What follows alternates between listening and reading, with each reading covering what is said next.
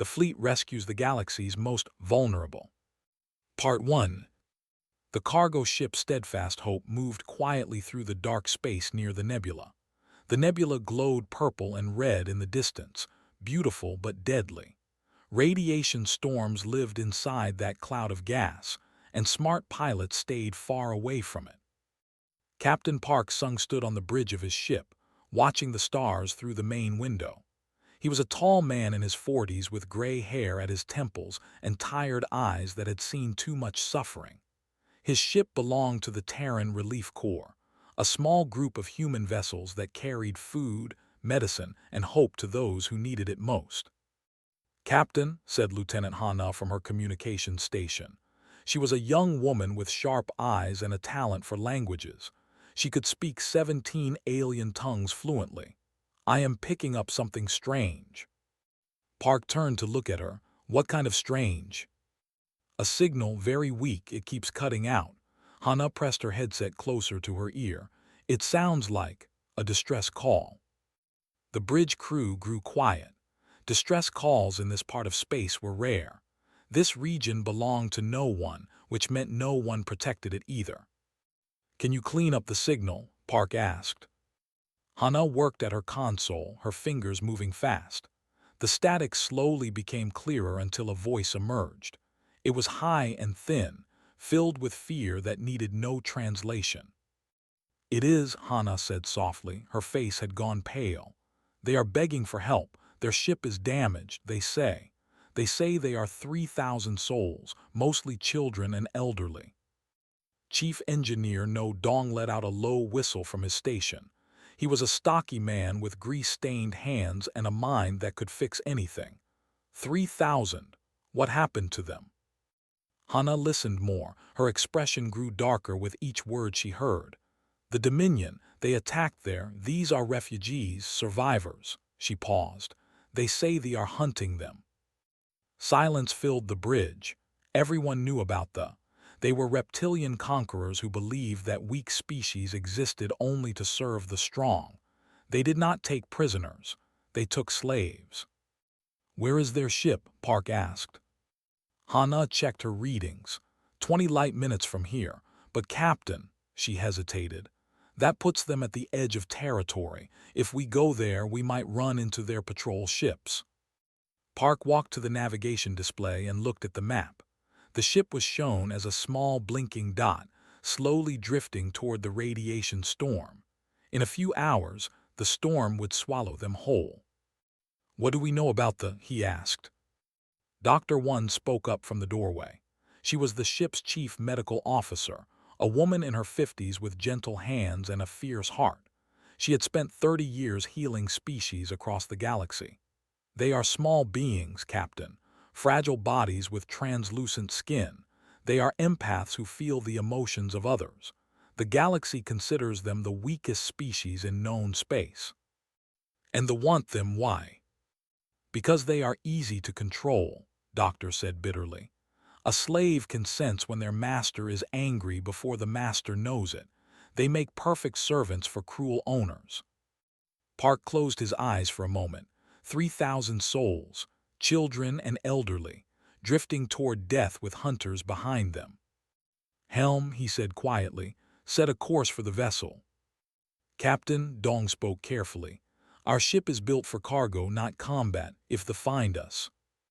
"I know," Park opened his eyes, "but we did not become relief workers to run away from people who need us. Set the course." The Steadfast Hope turned toward the distress signal and began to accelerate. Hana continued to monitor the transmission. After several minutes, she frowned. "Captain, they have detected our approach. They are frightened." "Of the—" "No, sir, of us." Hana looked up at him with confusion. "They know we are human. They are calling us. They think we have come to hurt them." Park felt a familiar sadness. Humans had only been part of the galactic community for 100 years. In that time, they had earned a reputation. Earth was classified as a death world, a planet so dangerous that only monsters could evolve there.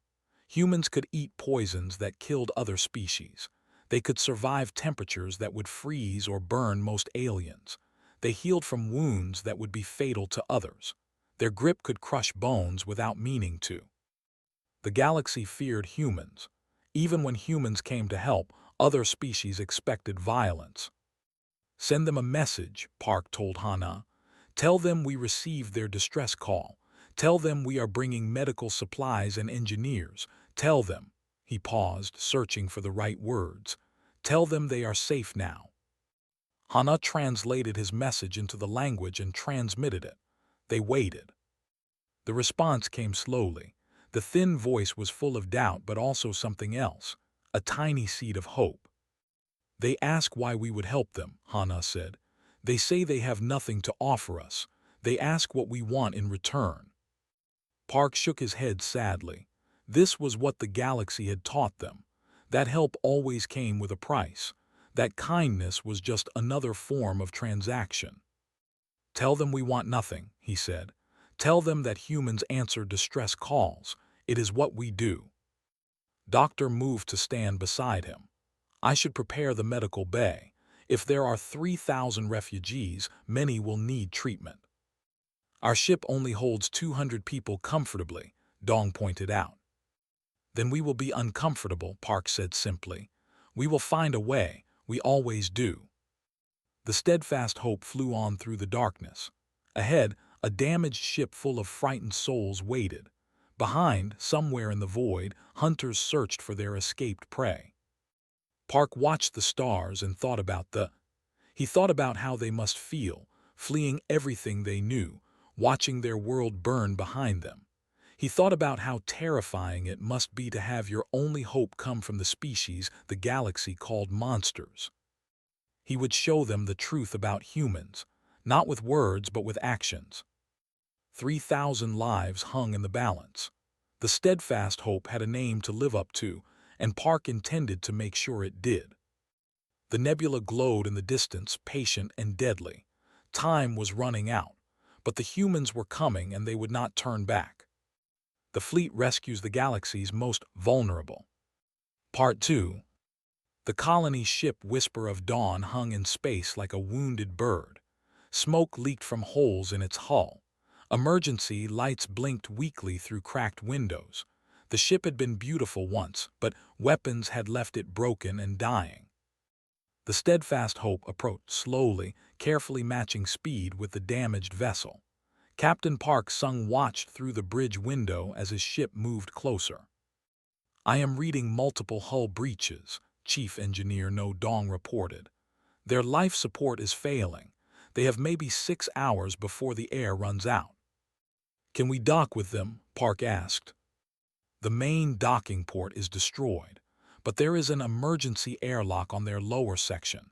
It will be a tight fit, but I can make it work." "Do it." The two ships came together with a gentle bump. Metal groaned as the airlocks connected. Dong ran to check the seal while Dr. One gathered her medical team. "Remember," Park told his crew, "they are empaths. They will feel everything we feel. Keep your emotions calm, no fear, no pity, just warmth and care." The airlock opened with a hiss. The smell hit them first. Smoke and fear and too many bodies in too small a space. Doctor stepped through first, her medical bag in hand.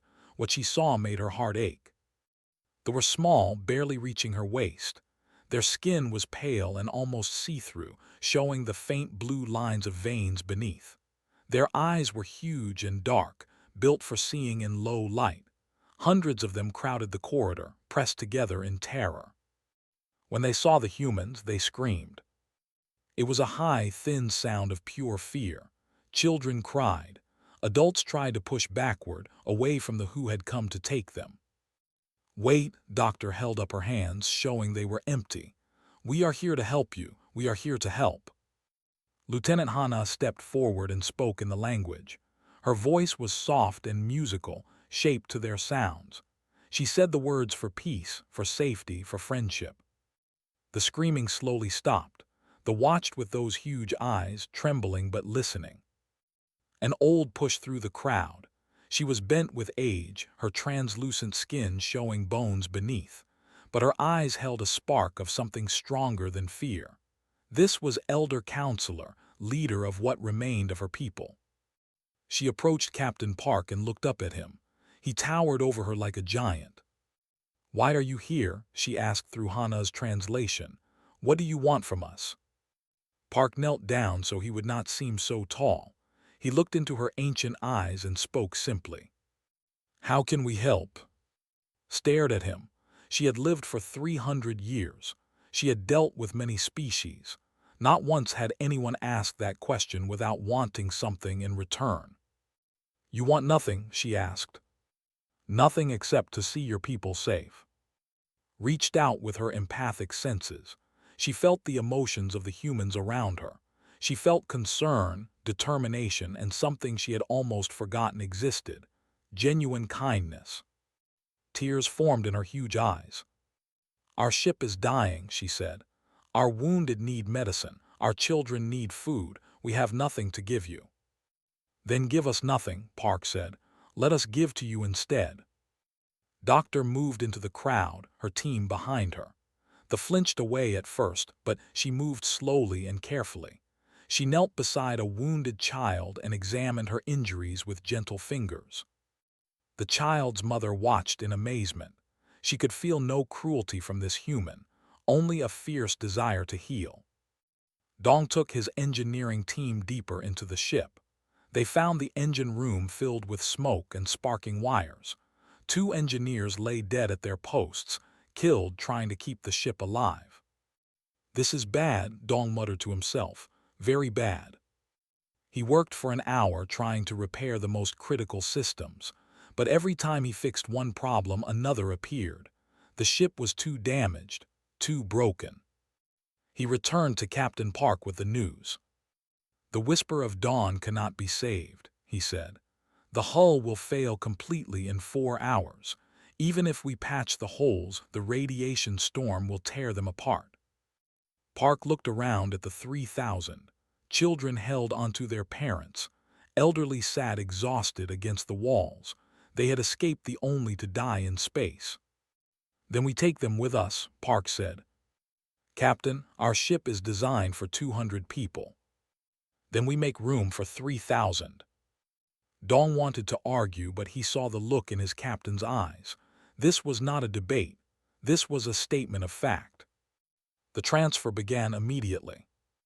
Humans carried wounded through the airlock. They gave up their beds, their food, their personal space.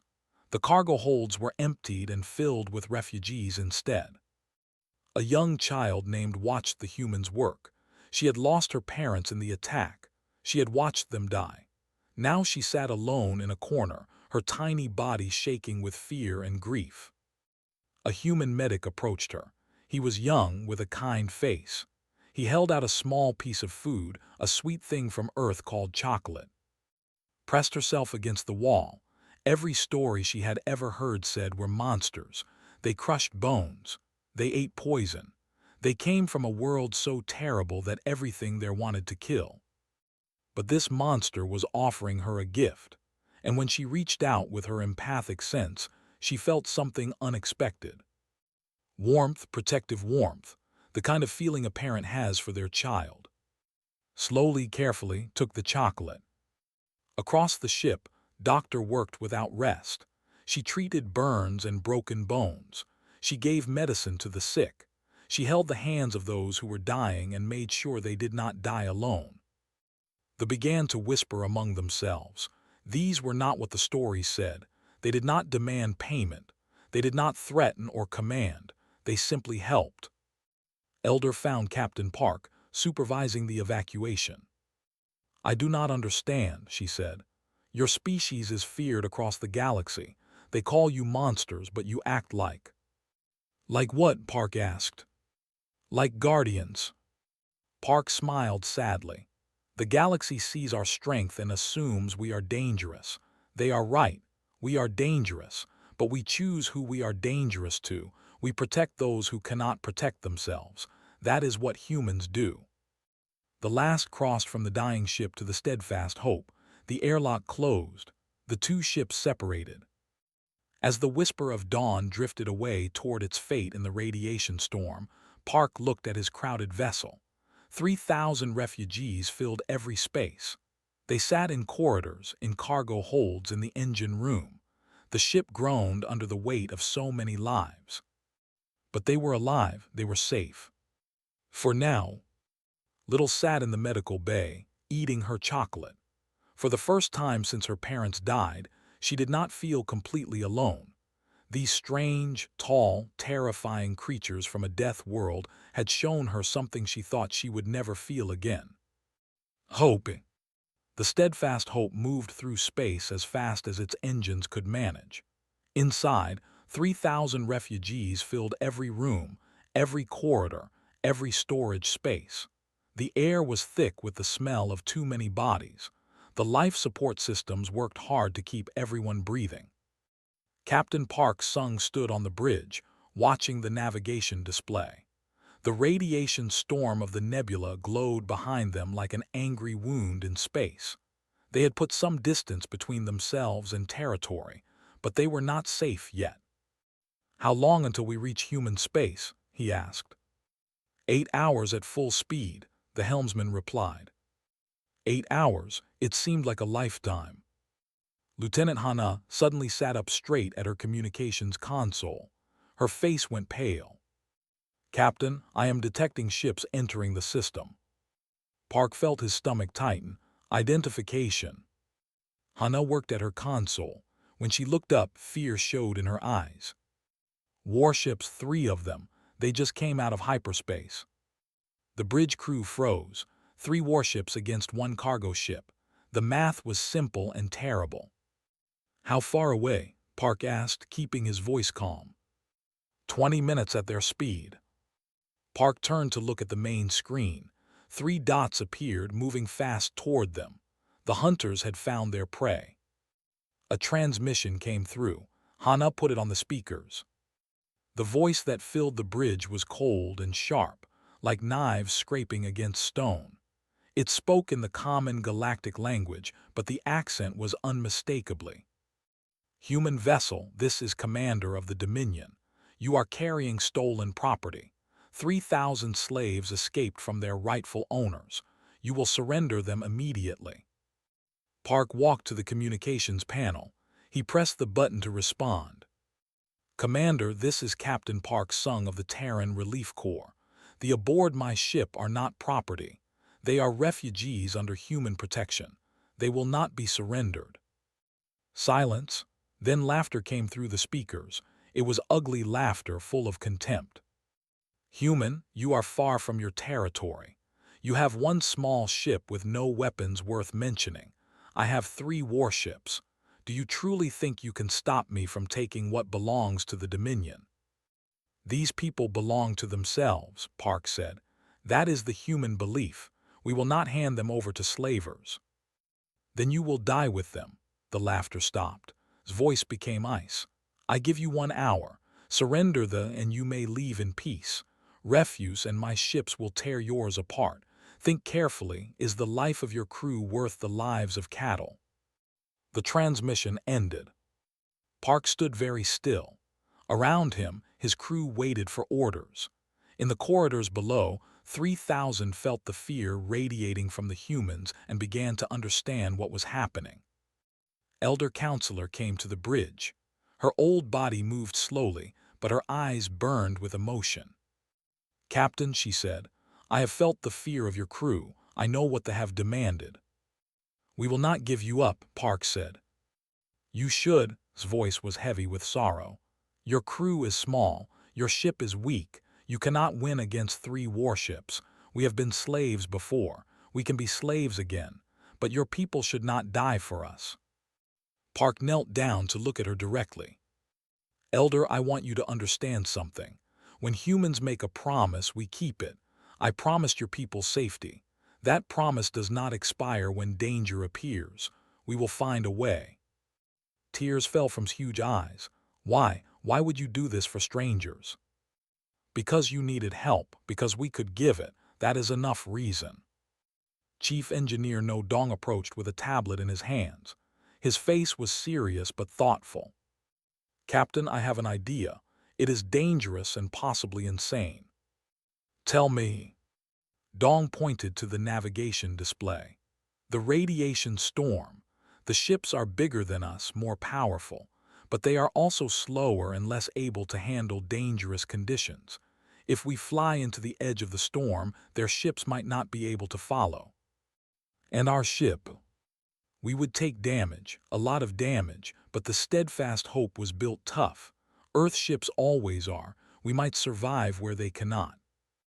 It was a desperate plan. Flying into a radiation storm was suicide under normal conditions, but normal conditions did not include 3 warships trying to kill them. Park looked at his crew. He saw fear in their eyes but also determination. They were scared, but they were not running. "Prepare the ship," he ordered. "Seal all bulkheads. Get the refugees into the most protected areas. We fly for the storm." Ensign Jin spoke up from the weapons station. He was young, barely 25, with hands that had never fired a weapon in real combat. His voice shook slightly. "Sir, should I prepare what weapons we have?" "Do it. We may need to buy time." Hana worked at her console. "Captain, I am sending a wideband distress call on all human frequencies. Maybe there are other ships nearby." "Good thinking, send it." The message went out into the void, a cry for help from a ship full of refugees and the humans who protected them. It traveled through space at the speed of light, spreading in all directions. Unknown to them, someone was listening. The hour began to count down. The ships moved closer. The radiation storm waited ahead, beautiful and deadly. In the cargo holds, children cried. Their parents held them close, trying to offer comfort they did not feel themselves. The empathic aliens could sense everything happening around them. The fear of the humans, the determination of the captain, the cold hunger of the little sat with Dr. One in the medical bay. The human woman had refused to leave her patients, even with battle approaching. "Are we going to die?" asked in her small voice. Doctor looked at the child. She could lie. She could offer false comfort, but she respected this small being too much for that. "I do not know," she said honestly, "but I know that our captain will fight for you. I know that every human on this ship will protect you with their lives. Whatever happens, you will not face it alone." Reached out and took the doctor's hand. It was huge compared to her tiny fingers, strong and warm and alive. "You are not like the stories say," she whispered. "What do the stories say?" "That are monsters." Doctor smiled gently. "Maybe we are monsters, but monsters can choose who they fight. We choose to fight for people like you." On the bridge, Captain Park watched the countdown timer. 40 minutes until the ultimatum ended. 40 minutes until the shooting started. He thought about his crew, his ship, the 3,000 lives depending on him. Then he thought about what it meant to be human. Not the strength, not the ability to survive poison or extreme temperatures, but the choice to stand between the weak and those who would harm them. That was what made humans different. That was what made them dangerous. They wanted a fight. They were going to get one. The hour ended. Commander kept his promise. The first plasma bolt slammed into the Steadfast Hope like a giant fist. The ship shook violently, throwing people to the floor. Alarms screamed through every corridor. "Shields holding," Ensign Jin shouted from his station. His hands flew across the controls, redirecting power to the damaged sections.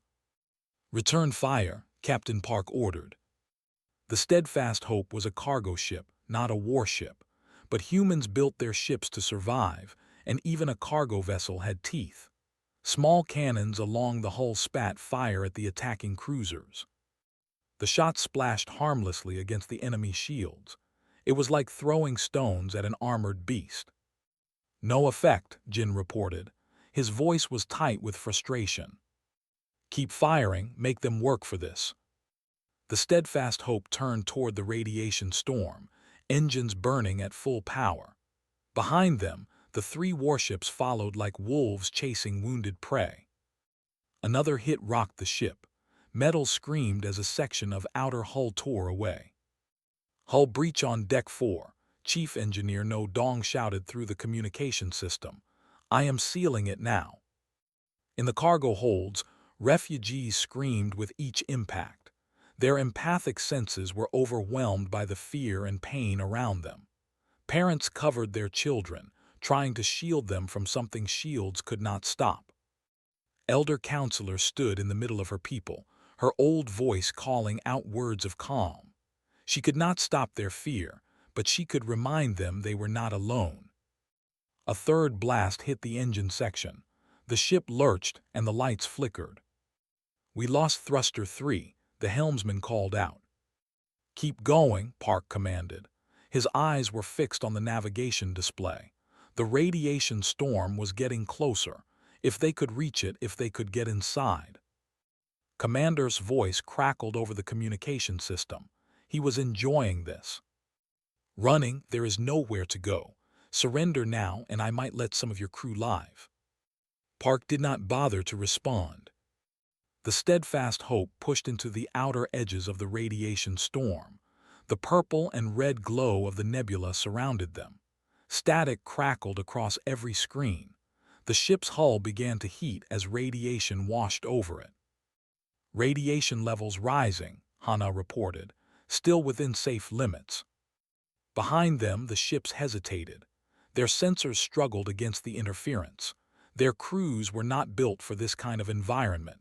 The reptilian came from a gentle world with soft light and calm weather. To them, this storm was a nightmare. But was not easily stopped. He ordered his ships forward. They are still following, Jin said. Good, the deeper we go, the harder it gets for them. Another blast struck the ship, but this one was weaker. The storm was interfering with their weapons too. Then something wonderful happened. Captain, Hana's voice broke with sudden hope. I am receiving a transmission, human military frequency. Park spun to face her, put it through. A new voice filled the bridge. It was strong and confident, the voice of someone who had won 100 battles. Steadfast hope, this is Admiral Shinbai of the Terran Navy cruiser Iron Dawn. We received your distress call. Hold on, we are coming. The bridge crew erupted in cheers. Park felt his heart lift for the first time in hours. Admiral, we have 3 warships on our tail, 3,000 refugees aboard. We are damaged but still flying. Understood. We are entering the system now with 1 additional support vessel. ETA 4 minutes. Keep them busy. 4 minutes. It felt like forever and nothing at the same time. They detected the new arrivals before they saw them. His voice came over the communication system again, but this time there was uncertainty in it. What is this? More humans. He got his answer when 2 human warships emerged from hyperspace. The Iron Dawn was beautiful in a terrifying way. It was built for one purpose, to destroy enemies and protect friends. Its hull was thick and from old battles. Its weapons bristled from every surface. Behind it came a second ship, smaller but just as fierce. Admiral Shinbai spoke on an open channel so everyone could hear. Vessels, you have fired upon Terran citizens and people under Terran protection. Withdraw immediately or face the consequences. Laughed, but the sound was nervous now. 2 ships against 3. You are still outnumbered, human. You misunderstand, Admiral Shin replied calmly. I am not threatening you. I am giving you a chance to survive. The battle that followed would become legend. The Iron Dawn did not wait for them to respond. It fired first, a massive beam of concentrated energy that struck the lead ship directly. The enemy shields flared and failed under the assault. The returned fire, but human ships were different from cargo vessels. They could take punishment that would destroy most other craft. Admiral Shin's ships moved through the battle like dancers, fast and precise. Aboard the Iron Dawn, Corporal Moon led a team of Marines to the shuttle bay. We are boarding the disabled ship, he told his team. Our job is to take out their weapons, make them harmless. His Marines checked their weapons and armor. They were humans from Earth, the Death World. They had grown up breathing poison air, eating toxic food, surviving temperatures that would kill most aliens. Combat was just another day. The shuttle launched through the chaos of battle, dodging plasma bolts and debris. It slammed into the hull of the damaged cruiser and burned through with cutting lasers. The Marines poured into the enemy ship. What followed was short and brutal. They were warriors, but they had never faced in close combat. Humans moved faster, hit harder, and kept fighting even when wounded. Corporal Moon took a plasma burn to his arm and barely noticed. He just kept moving, kept fighting. In 5 minutes, the enemy weapons were offline. Back in the main battle, Admiral Shin focused her fire on his flagship. The commander was screaming orders at his crew, but nothing worked. The humans were too fast, too strong, too determined. One ship exploded, torn apart by concentrated fire. Another drifted dead in space, its crew surrendering. Only his flagship remained, damaged and desperate. "Withdraw," finally screamed. "All ships withdraw." His flagship turned and ran, limping toward hyperspace. The surviving vessels followed, fleeing the battle they had started so confidently. Admiral Shin did not pursue. She had more important concerns. "Steadfast Hope, report your status." Captain Park looked around his battered bridge. His crew was bruised and exhausted, but they were alive. The ship was damaged but still flying. "We are still here, Admiral, thanks to you." In the cargo holds, they felt the change in emotions around them. Fear was replaced by relief. Pain was joined by joy. They did not understand everything that had happened, but they understood one thing. The humans had won. Little clung to Dr. One, feeling the fierce protectiveness that radiated from the human woman. She had never felt anything like it. This was what it felt like to be protected. This was what it felt like to matter. Elder wept openly. In 10,000 years of history, no species had ever fought for them. No one had ever risked their lives to protect her people from harm. Until now. The human ships gathered together, the mighty warships flanking the wounded cargo vessel. Together, they turned toward human space. They had kept their promise. The weak had been protected. The hunters had become the hunted. And somewhere in his retreating ship, Commander learned a lesson the galaxy was beginning to understand. Humans were not just dangerous because of their strength. They were dangerous because of what they chose to protect. The human frontier station Haven's Rest floated peacefully in orbit around a small blue moon. It was not a military base or a trading post. It was something rarer, something that made other species shake their heads in confusion. It was a home for the homeless. Humans had built this station for one purpose: to receive refugees from across the galaxy. Species fleeing war, disaster, or persecution could find shelter here. No questions asked, no payment required. When the Steadfast Hope arrived with 3,000 refugees, the station was ready. Station Director O stood at the main docking bay, watching the damaged cargo ship slowly approach. She was a woman in her 40s with tired eyes and a warm smile. She had welcomed 100 groups of refugees to Haven's Rest. Each time, it broke her heart. Each time, it reminded her why she did this work. The ship docked with a gentle bump. The airlocks opened. They poured out slowly, blinking in the bright lights of the station. Many had to be carried. Others walked on shaking legs, barely believing they had survived. Medical teams moved through the crowd immediately, checking wounds and offering food and water. Volunteers guided families to temporary housing. Children were given toys and blankets. Elder Counselor stepped off the ship last. She stood in the docking bay and looked around at the organized chaos of human kindness. Director O approached her with a gentle bow. "Elder, welcome to Haven's Rest. You and your people are safe here. Please let us know what you need." Stared at her. After everything she had seen, she still could not quite believe it. "Why," she whispered, "why do humans do this?" Director O smiled sadly. Because we remember what it feels like to need help. Our own history is full of refugees and survivors. We build places like this so others do not have to suffer alone. A formal gathering was held 3 days later. They had rested, healed, and begun to process what had happened to them. Now they wanted to speak. Elder stood before a small assembly of humans.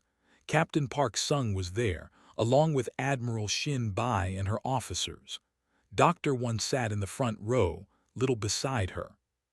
Spoke slowly, her thin voice carrying through the room. I have lived for 300 years. In that time I have seen the galaxy treat my people as tools to be used and discarded. We are small. We are weak. We feel the emotions of others, which makes us useful to those who wish to exploit us. She paused, gathering strength. When our world was attacked, when our people fled into space, I believed we would die. If not then from the void itself. No species has ever helped without demanding something in return. That is the law of the galaxy. The strong take, the weak suffer. Her huge eyes filled with tears. But then the humans came. She looked at Captain Park. This man and his crew answered our distress call. They asked for nothing. They gave everything. They took our wounded into their ship, their home. They treated us with kindness when they had every reason to abandon us. She looked at Admiral Shin. This woman brought warships to protect us. She risked her crew, her vessels, to fight for strangers. She asked for no reward. She looked at the entire assembly. The galaxy calls humans. They say you are monsters from a world of poison and violence. They fear your strength. They fear your rage. Her voice rose with emotion. But I have seen the truth. You are not monsters. You are guardians. Your strength exists to protect those who cannot protect themselves. Your rage burns hottest when the innocent are threatened. She bowed deeply, a gesture of profound respect among her people. They will remember this day for 10,000 years. We will tell our children and they will tell their children. When the galaxy abandoned us, humans saved us. When no one else cared, humans cared. The room was silent. Many humans had tears in their eyes. Captain Park stood and walked to Elder. He knelt down to meet her gaze. Elder, we did what anyone should do. You were in trouble. We had the ability to help. That is all. That is everything, she whispered. After the ceremony, a visitor arrived at Haven's Rest. Was an observer from the Galactic Council, sent to investigate the incident between humans and... He was a tall, thin being with silver skin and cold eyes. He came from a species that prided itself on neutrality and logic. He questioned Admiral Shin in the station's meeting room. Admiral, I must ask, the Dominion has filed a formal protest. They claim you attacked their ships without provocation while they were attempting to recover escaped property. Admiral Shin's eyes hardened. Property, they are people, not property. That is a human perspective. In law, they were legally held workers. Slaves, Admiral Shin corrected. The word you are looking for is slaves. Tilted his head. The Galactic Council does not use such terms. Different species have different customs regarding labor relations. The Galactic Council can use whatever terms it likes. Humans call it slavery, and humans do not support slavery. Even when it means war with the Dominion. Admiral Shin stood. She was not tall, but in that moment she seemed to fill the room. They attacked our ship first. They threatened our citizens. They attempted to take beings under our protection. If that means war, then war it is. Humans do not abandon those who need us. Studied her for a long moment. I do not understand your species. They offer nothing of value. They cannot fight. They cannot build. They cannot trade. Why would you risk so much for so little? The Admiral's answer was simple. Value is not measured by what someone can give you. It is measured by who they are. Every life has worth. Every person deserves protection. That is the human belief. Had no response to that. The news spread across the galaxy. Humans had fought the Dominion to protect the weakest species known to exist. They had won. They had asked for nothing in return. Other species began to whisper about humans differently. Yes, they were. Yes, they were dangerous. But they were dangerous protectors. They did not prey on the weak. They defended them. Some species began to look at humans with something other than fear. Something that looked almost like hope. On the station, Little found Captain Park standing at an observation window. He was watching the stars, lost in thought. She approached slowly. She was still afraid sometimes, still expected cruelty from aliens. But this human had earned her trust. "Captain," she said in her small voice. Park turned and smiled at her. "Hello, are you settling in well?" She nodded. Then she did something remarkable. She reached up and took his hand. "Not scary," she said in broken human words she had been learning. "Warm." Park felt his heart squeeze. He knelt down to her level. "You are warm too. You and your people are going to be okay now, I promise." She believed him. Later, Lieutenant Hana joined the captain at the window. "Was it worth it?" she asked. "All the risk, all the damage to our ship, was it worth it for strangers?" Park watched a group of children playing in the station's garden. They were laughing. Some of them had probably never laughed before. "Every time," he said, "every single time." Hana nodded. She understood. The galaxy was vast and often cruel. Species preyed on each other. The strong dominated the weak. That was the way things had always been. But humans were something new. They came from a death world, yes. They were strong and fast and could survive almost anything. But they used that strength for something different. They used it to protect. They would remember. The galaxy would learn. And somewhere out there, other species in trouble would hear the stories and begin to hope. Because somewhere in the darkness between stars, human ships were flying. And they always answered distress calls. Always.